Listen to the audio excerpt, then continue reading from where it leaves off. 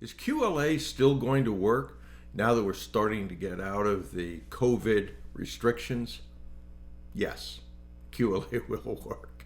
QLA that Dan Pena created back in 1993 has worked for more than 27 years now. Was the COVID-19 period of time pretty unique? Obviously it was. Did it allow you to do a lot of things with respect to building your QLA business without a lot of traveling? Yes, again. But that doesn't mean that things have changed and you can't do it now. Quite the opposite. Will revenues in many industries start to come back? Sure, they will. Will businesses be on sale as much as they previously were? Probably not. But there are certainly a lot of businesses that are now coming back.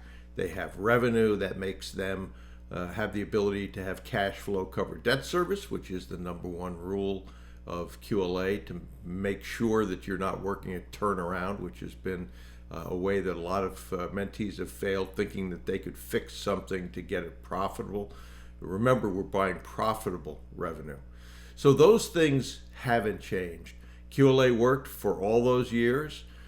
COVID-19 was a pretty unique time, and we're coming out of that, thankfully. So we can go back to what worked before, and there will be some permanent changes. I think you'll have the ability to do a lot more of this through Zoom. People have learned that now.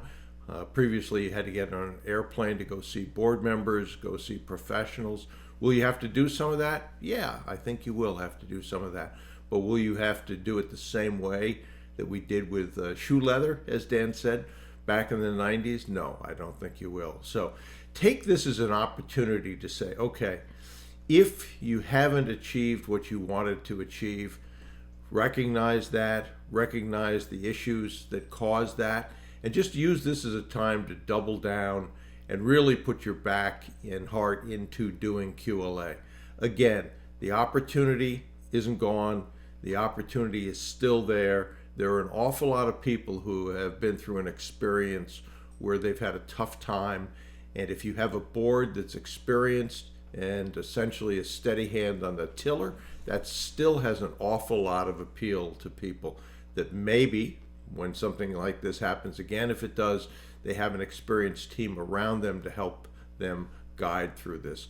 There's also still a lot of businesses that are great opportunities to purchase as a result of their past performance. And one of the things that's going to happen if businesses snap back in 2021, you're not going to have a history that a bank would look at as favorably if in 2020 it was a terrible business. So what does that mean? That means that you have a perfect opportunity to go and say, okay, we can still do a deal.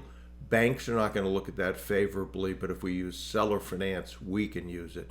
So I'd encourage you to go back. Remember, follow the steps, whether that's through Dan Pena's site and free material, whether that's through the free material on my site, whether it's getting the deep dive boot camp recordings that are the initial steps that I put together for QLA, or the 2021 boot camp, which is how to use technology during this time to make QLA more effective and more quickly get to the goal line. All of those tools are out there. If you're interested in those recordings, just go to my website, brucewhipple.com, and you'll be able to find that. But use this as an opportunity to reflect back and then move forward with a greater velocity going forward. All of this comes down to following the steps and massive action. And it sounds so simple to say you need to kiss more frogs, but that is what I see over and over as what separates those, along with self-image, from those that succeed and those that don't succeed. They take action, they make the calls, they keep pushing even when they run into roadblocks. And you, if you follow that, I think will be very pleased at what happens eventually in terms of your QLA journey.